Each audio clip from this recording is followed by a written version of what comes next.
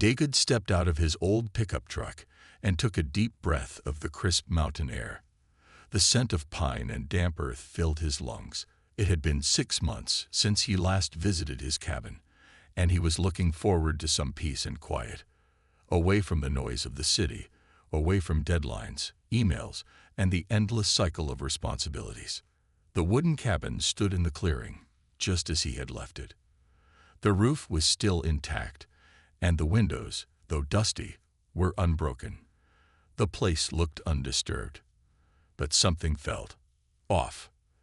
As he stepped onto the porch, the wooden planks creaked under his boots. He pulled out his key and unlocked the door. The hinges groaned as he pushed it open. Dust floated in the air, catching the late afternoon sunlight. He stepped inside, closing the door behind him. Then he noticed it. The fireplace. Someone had been here. David hadn't been to the cabin for months, but there were fresh ashes in the fireplace, still warm. His heart pounded as he scanned the room. Nothing seemed stolen. His books were on the shelves. The kitchen table was in place. His old leather chair sat by the window just as he left it. But there were subtle changes. The blanket on the couch was folded differently. A cup was placed on the counter, slightly tilted, as if someone had set it down in a hurry. The air inside wasn't stale. It smelled strangely fresh, almost like morning dew mixed with something else, something he couldn't quite describe. Then, a sound, a faint rustle, like soft fabric brushing against wood. David's pulse quickened. His eyes darted toward the hallway leading to the bedroom. Someone was here. Slowly, he reached for the fireplace poker, gripping it tightly. His cabin was miles away from the nearest town. No one should be here. He took careful steps forward, heart thudding in his chest. The bedroom door was slightly ajar. David took a deep breath and pushed the door open. For a second, he froze. A woman. She stood near the window, tall and motionless. Her skin had a faint silver sheen, her hair dark and flowing like ink. Her eyes, glowing soft blue, locked onto his. David barely had time to process what he was seeing before she vanished. Not ran, not ducked, not slipped away. She simply disappeared. 1 second she was there. The next, gone. David's breath hitched. He stumbled back, nearly dropping the poker. His eyes darted around the room, scanning every corner, every shadow. Nothing. No footsteps, no sign of movement. Had he imagined it? No. He knew what he saw. A woman. A strange woman. He rushed to the window and peered outside. The trees stood tall and unmoving. The ground was undisturbed, no fresh tracks in the damp soil. Then he noticed something. The closet door was slightly open.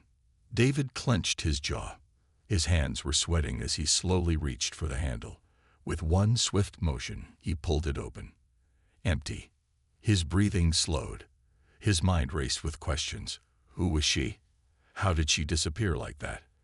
And why was she here, in his cabin? His eyes flickered back to the window. The last thing he saw before she vanished was fear in her expression. Whoever she wasn't just hiding. She was afraid of him. And that meant she would return. David wasn't sure if he wanted that, or if he should be the one who was afraid. David sat on the edge of his bed, gripping the fireplace poker tightly. His heart was still racing from what he had just seen. A woman. No, something else. She had vanished right in front of his eyes. Not ran, not hid. Disappeared. His logical mind refused to believe it. There had to be an explanation. Maybe it was a trick of the light. Maybe exhaustion was playing with his mind. But deep inside, he knew she was real. And she had been in his cabin for a while. David stood up, forcing himself to take deep breaths. He needed to think clearly. If someone, or something, was here, there would be signs. He needed to find them. Strange clues. He grabbed a flashlight and started looking around. The room seemed normal at first glance. The bed was untouched. His old hunting rifle was still in its locked case. But then he noticed the closet again, the same one where he had expected to find her earlier. He stepped closer, this time more carefully. The door was slightly open, just as before. He moved his flashlight inside. At first, nothing. Just empty shelves and a few extra blankets. But then, his eyes narrowed. A small dent in the dust-covered wooden floor. Someone had stood there. His pulse quickened. He turned back toward the living room and checked the fireplace. The ashes were still warm. The cup on the counter. He picked it up, inspecting it closely. The inside was wet. Someone had used it recently. He turned toward the door. Was she still watching him? Footsteps in the dark. Deciding to check outside, he grabbed his jacket and flashlight. The cold mountain air hit him as he stepped onto the porch. His boots crunched softly against the dirt. Everything was silent. Too silent. He walked around the cabin, scanning the ground with his flashlight. And then, he found them. Footprints. But they weren't normal. They were too delicate, like the imprint of bare feet, but slightly longer, more graceful than human footprints. The strange part.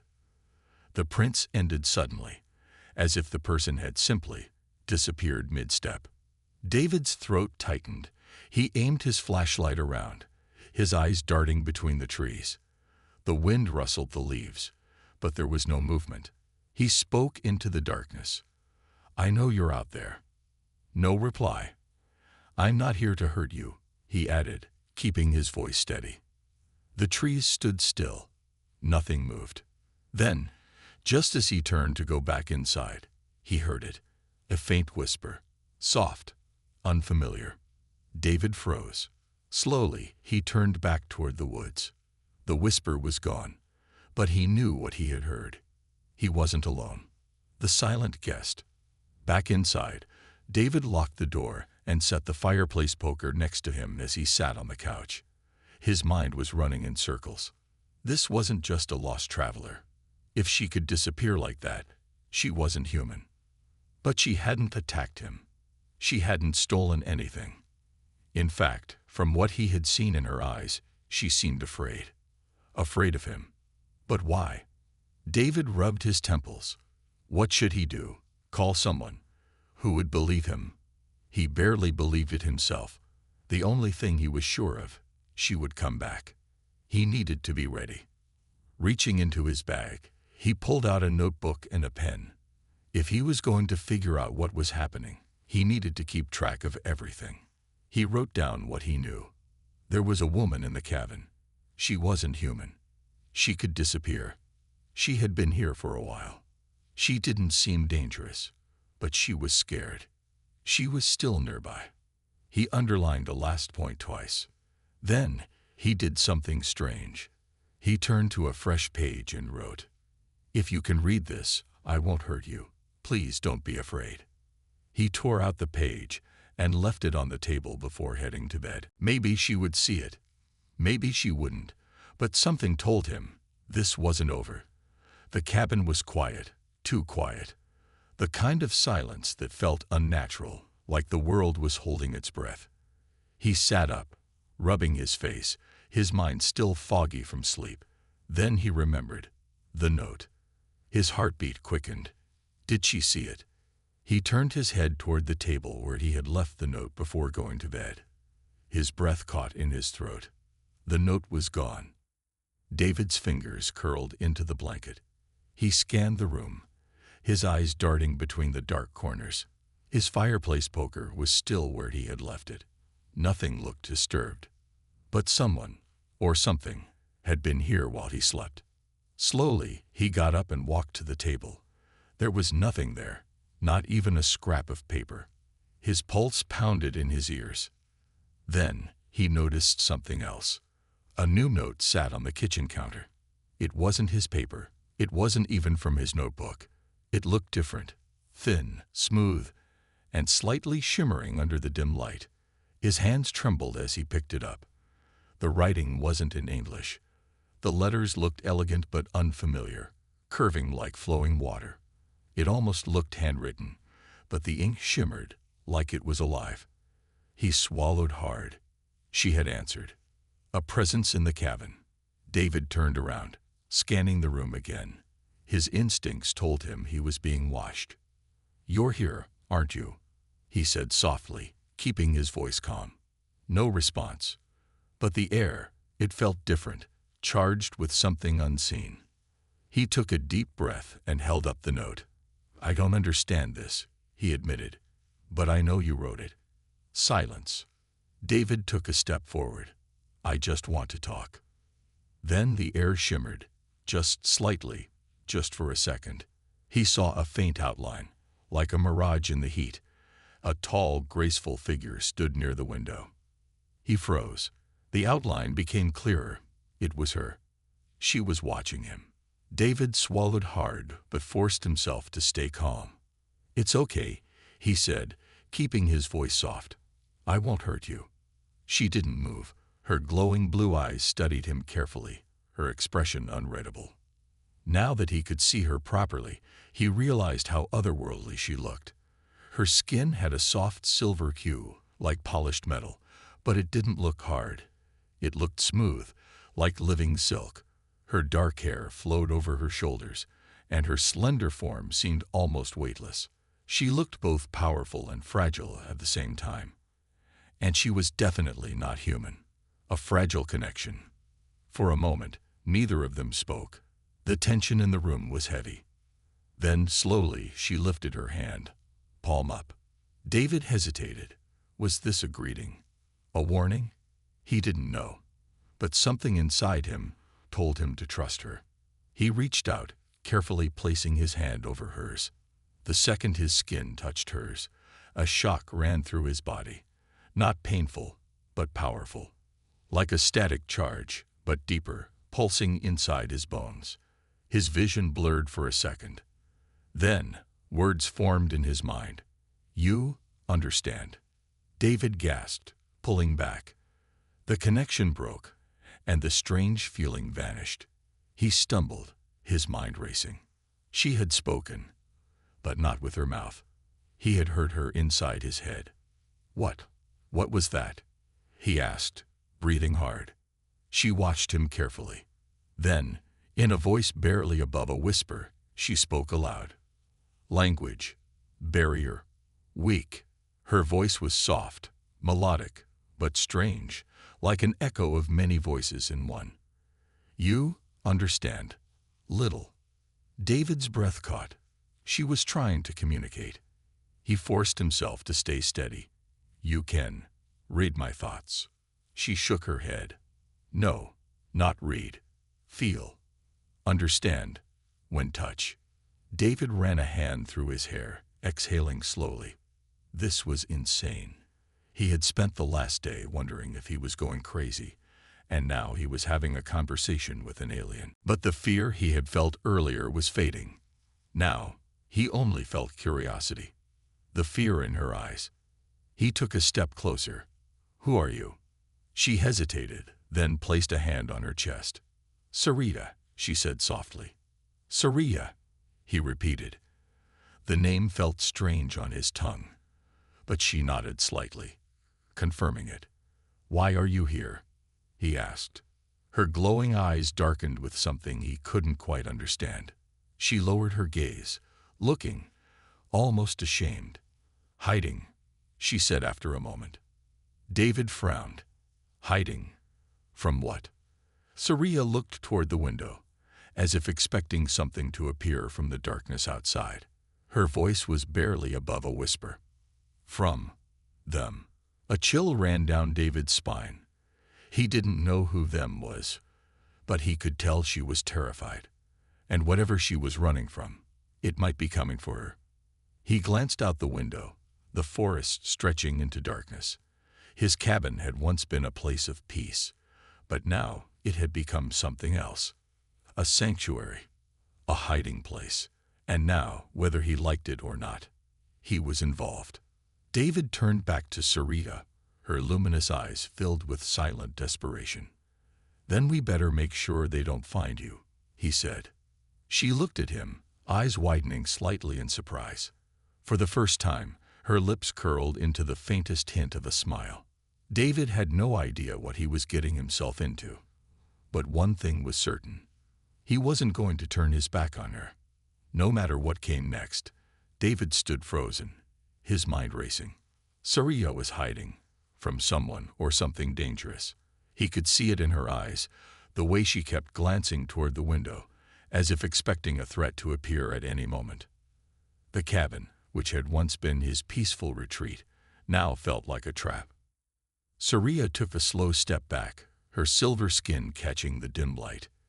"You should not help," she said, her voice quiet but firm. "It is dangerous." David crossed his arms. "And if I don't help, what happens then?" She hesitated. "They will come." His stomach tightened. "Who?" Saria lowered her gaze. "Hunters." A chill ran through him. Was she being chased? But by who?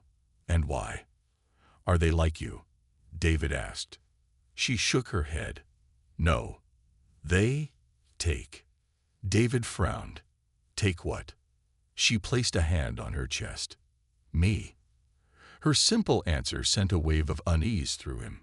She wasn't just running. She was being hunted. Before he could ask more, something strange happened. Her form flickered.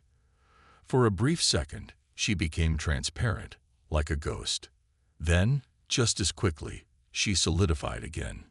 David's eyes widened. What was that? Saria frowned, touching a small device attached to her wrist. The device sparked, making a faint buzzing sound. It was malfunctioning. David took a cautious step forward. "Is that how you disappear?" She nodded but didn't meet his gaze. Cloak, failing. Now he understood. Her invisibility wasn't magic. It was technology. And if it was failing, then she couldn't hide anymore. David took a deep breath. If her cloak stopped working, then whoever was hunting her would find her. And if they found her, they would find him too. He exhaled. "Can you fix it?" Saria hesitated. "Need time." David glanced at the window, then back at her. "Then we better move fast." A desperate plan. David hurried to the cabin's workbench, grabbing his toolbox. He wasn't an expert on alien tech, but he knew circuits, wiring, and engineering. Maybe it was different, but he had to try. Saria watched him curiously as he sat beside her. She lifted her arm slightly, showing him the device. It was smooth, metallic, and pulsing with dim blue light.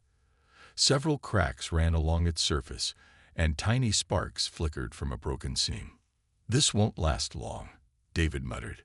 "We need to patch it up." She nodded, watching as he carefully inspected it. David's hands moved quickly, adjusting his flashlight for better visibility. He took out a thin wire and a small soldering tool. "Hold still," he said. Saria stiffened but did as he asked. David worked carefully, using the tools to bridge the broken connections. The device was unlike anything he had ever seen, but the core principles were the same. He rewired the connections, trying to stop the power leak. Saria flinched slightly as the tool sent a faint pulse through her skin.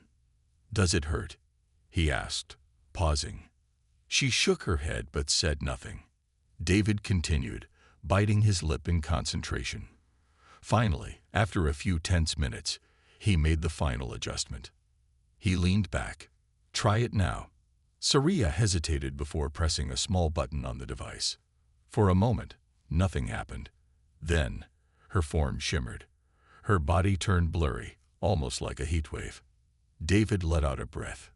"It's working." Saria blinked, surprised. "You fixed." He gave a small smile. "I guess human engineering isn't so bad after all."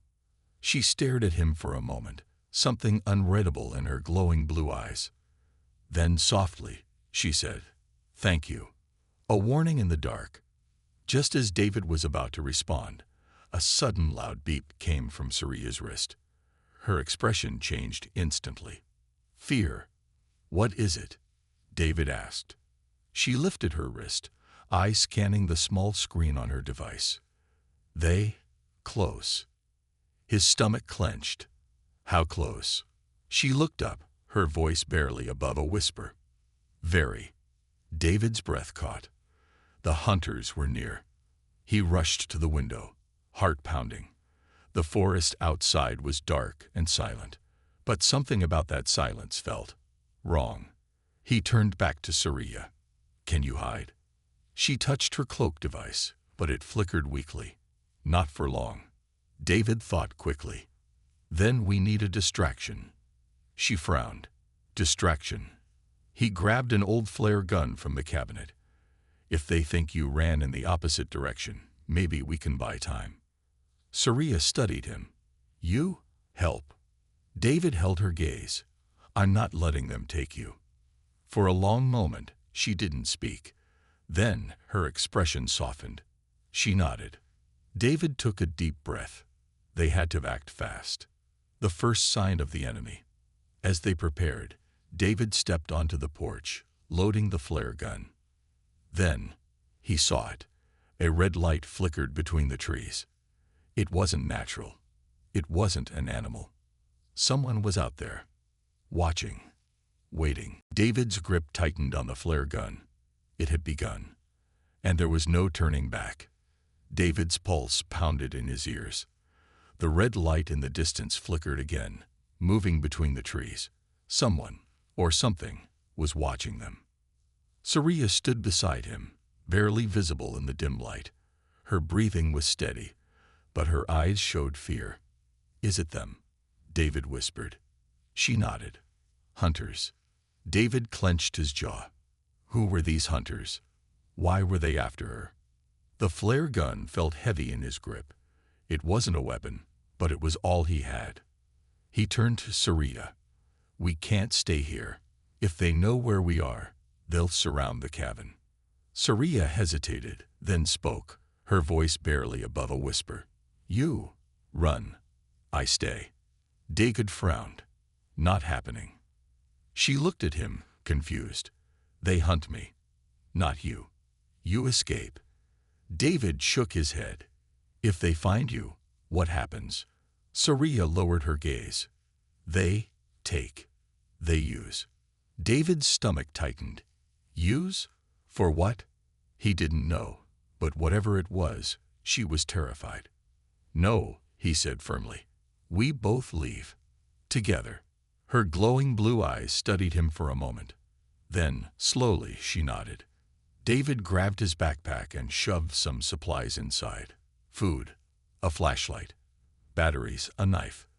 They didn't have time to plan. They just had to move. Then, a noise. A soft, mechanical hum. David froze. The sound was coming from the forest. Something was getting closer. Saria grabbed his arm. Now, we go. They ran. Through the dark forest. The trees closed in around them as they left the cabin behind. The ground was uneven, covered in leaves and rocks, but David kept moving. Beside him, Saria moved effortlessly, her silver skin almost blending into the shadows. Even injured, she was faster than him. Then, a beam of red light swept through the trees. David barely had time to react before Saria pulled him down. They landed behind a fallen log, breathless. The red light passed over them, but didn't stop. David risked a glance. In the distance, a dark figure stood among the trees. It was humanoid, but taller than any human. Its armor glowed faintly in the darkness, and a metallic device hovered above its shoulder, scanning the area. David's hands clenched into fists. This wasn't human technology. The hunters weren't just people after Saria. They were aliens too. A dangerous revelation. Saria gripped his wrist. We move. Now. They crawled through the underbrush, keeping low. Every movement had to be silent. David whispered, What do they want from you? Saria hesitated, then said, They want power. David frowned. Power. She touched her wrist device, the one he had helped fix. It is special. David's eyes widened. Your cloaking device. She nodded. More than cloak. It hides energy. It controls light, shadow, sound. David's breath caught. If they had technology that powerful, it could be dangerous in the wrong hands. Did they build it? He asked. Saria shook her head. No, my people made. They stole. David's mind raced. So these hunters had stolen alien tech and were hunting down anyone who had it. And now, because he helped her, they might come for him too. The chase begins. A sudden whirring sound filled the air. David turned just in time to see a drone-like machine rise above the trees. Its red eye pulsed, scanning the area. It was looking for them. Saria grabbed his arm. Run. David didn't argue. They sprinted through the trees, dodging branches and rocks. Behind them, the drone's searchlight cut through the darkness. Suddenly, Saria stumbled. David reacted instantly, catching her before she hit the ground. She winced. Cloak, weak, energy low. David knew what that meant. She couldn't keep hiding forever. The hum of the drone grew louder. It was close. Too close. David looked around desperately. Then he spotted it, a narrow crevice between two boulders. Come on, he whispered, pulling Saria toward it. They squeezed inside, pressing against the cold stone. The space was tight, barely enough for both of them. The drone hovered just outside. A red laser swept over the rocks. David held his breath. If it found them now, they were finished. Seconds felt like hours. The drone paused. Then, finally, it moved on. David exhaled slowly. They were safe, for now. A silent promise.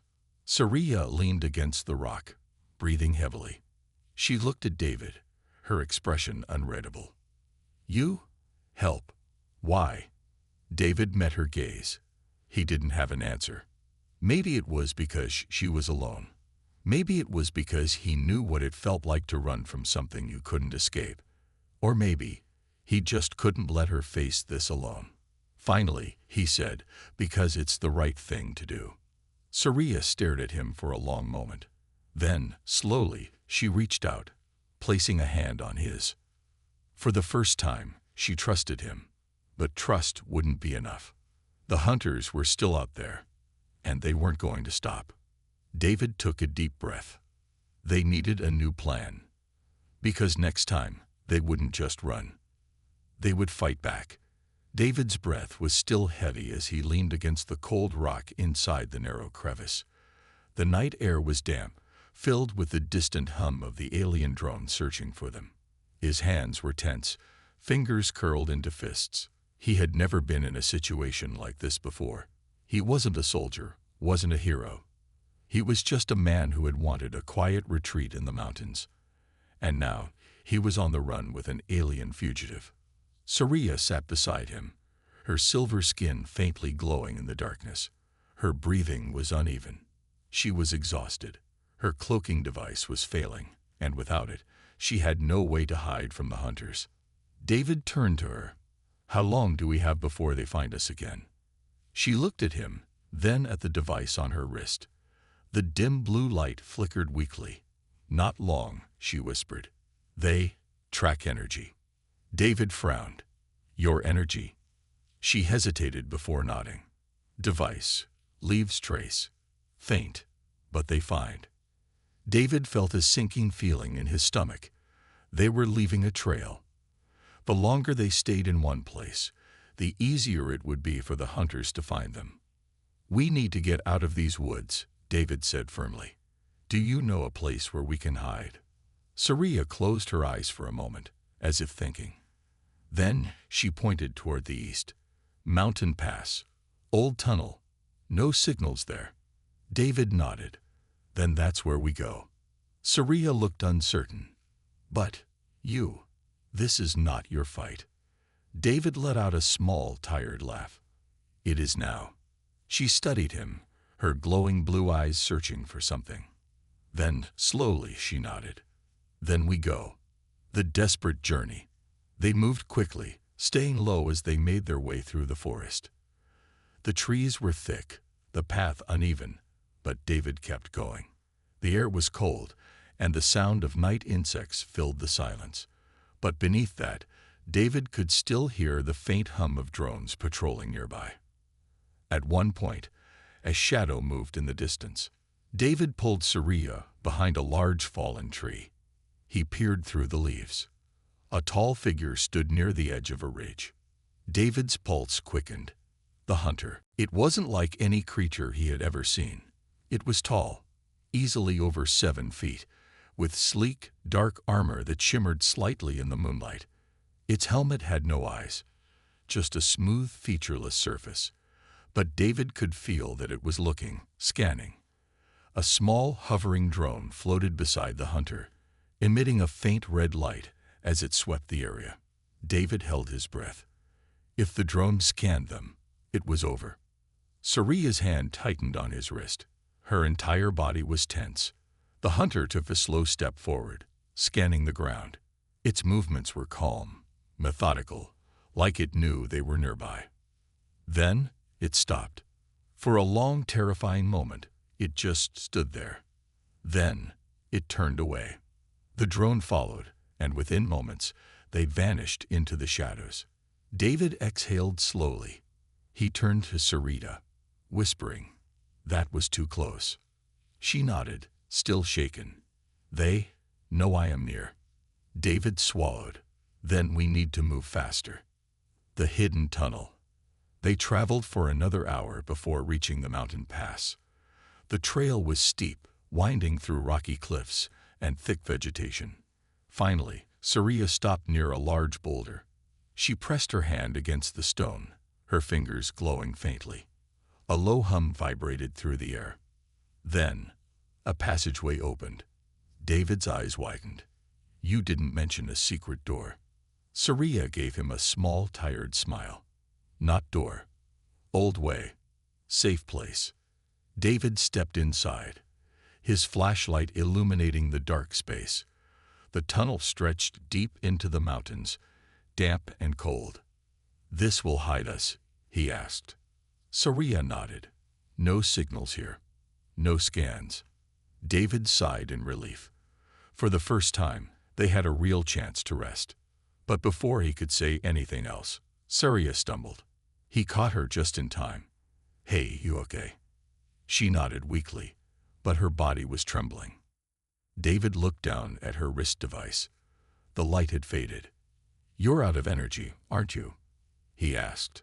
She didn't answer, but she didn't need to. David bit his lip. "All right. Sit down. You need to rest." Scifi hesitated, then slowly lowered herself onto a rock. David took off his backpack and pulled out some food, just a protein bar, but it was all he had. He broke off a piece and handed it to her. She looked at it curiously. "What is?" "Food," David said. "It'll help." Scifi studied the piece for a moment, then took a cautious bite. Her expression remained neutral, but she didn't reject it. David sighed and sat beside her. "We made it this far," he said, "but they're still out there. We need a plan." Scifi nodded, looking at him seriously. "Not just run. Must fight back." David raised an eyebrow. "Fight back? With what?" She touched her broken device. If power returns, can turn hunt on them." David stared at her. Was she suggesting what he thought she was? "You want to set a trap?" Scifi's glowing blue eyes locked onto his. "Yes." David exhaled. He wasn't a fighter. He had never faced anything like this before. But looking at Scifi, seeing the determination in her face, he knew one thing. They couldn't run forever. If they wanted to survive, they had to turn the hunters into the hunted. And somehow, they had to win. David took a deep breath, sitting beside Scifi in the dark tunnel. The damp air pressed against his skin, and the only light came from his flashlight. They couldn't run forever. He turned to Scifi, who was carefully examining her broken device. Her glowing blue eyes flickered with determination. "You really think we can fight back?"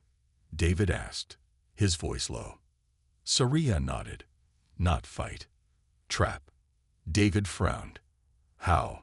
She tapped the broken wrist device. If fix, can overload. Big signal. David's eyebrows lifted. A trap using your device. Saria nodded. They track energy. If strong burst, they come fast. Expect me weak. She looked at him. Then, we strike. David thought for a moment. It was risky, but it made sense. If they could lure the hunters in and disable them before they realized it was a trap, they had a chance. He exhaled. All right, let's do it. Preparing the trap, David grabbed his toolkit and got to work. He wasn't an expert in alien technology, but he had a good understanding of circuits and energy flow. Saria sat beside him, guiding him as he carefully adjusted the broken device. The problem was clear. It was out of power.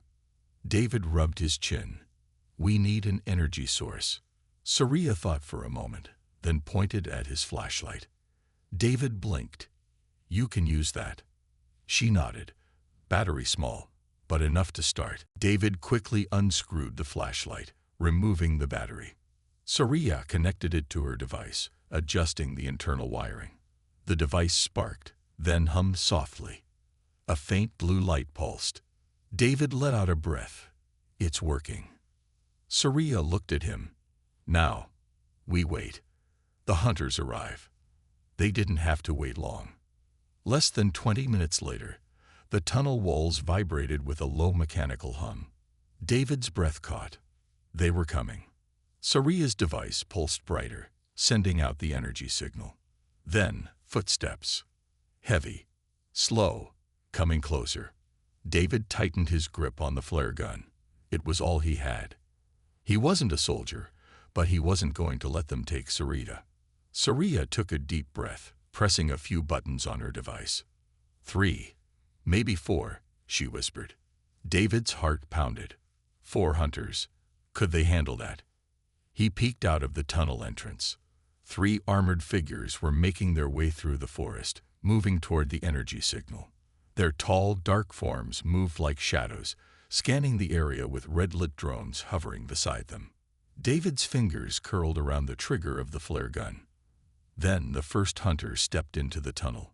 The trap is sprung. Saria acted instantly. She pressed a final button on her wrist device, and the whole tunnel lit up with a blinding blue flash.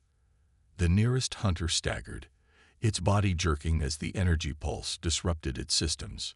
David saw his chance. He fired the flare gun. The bright burst exploded against the hunter's helmet, momentarily blinding it. The alien stumbled back, trying to regain control. Saria lunged forward. With speed David had never seen before, she grabbed the hunter's arm and twisted it sharply. There was a loud crack, and the hunter collapsed. David's eyes widened. She was strong. But they weren't done yet. The final battle. The other 2 hunters stormed into the tunnel, their drones scanning wildly. One of them raised a sleek, glowing weapon. David reacted instinctively. He grabbed a rock from the tunnel floor and hurled it at the drone. The impact sent the drone crashing into the wall, sparking as it fell. The distraction was enough. Saria used the moment to slam her device against the second hunter's chest. Another pulse of energy sent the hunter flying backward. The third hunter, seeing what had happened, hesitated. Then, he turned to run. David's heart pounded. If he got away, he would bring more. Without thinking, David charged forward. He tackled the last hunter with all his strength, knocking him off balance. The alien stumbled, crashing against the rocky tunnel wall. Saria was already moving. She grabbed the hunter's arm and activated her device one last time. The final pulse of energy sent the hunter crumbling to the ground. Victory, but not without cost. Silence filled the tunnel. David's chest rose and fell quickly as he looked around. All 3 hunters were down. Saria swayed slightly, her energy drained. David caught her before she could fall. You okay? She nodded, but she looked exhausted. Used too much energy.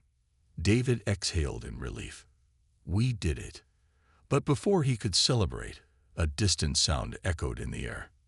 A deep rumbling hum. David's stomach sank. More were coming. A choice to make.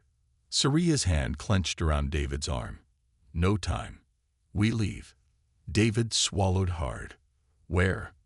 She looked at the fallen hunters, then at the tunnel exit. My ship. Not far. We go now, or not at all. David hesitated. This was it. If he stayed, he would go back to his normal life. But that life was already over the moment he had decided to help her. Or he could go with her. See the stars. Leave Earth behind. Saria's glowing blue eyes searched his. Come with me. David took a deep breath. There was no real choice. He nodded. Let's go. And together, they ran. Toward the unknown. Toward the future.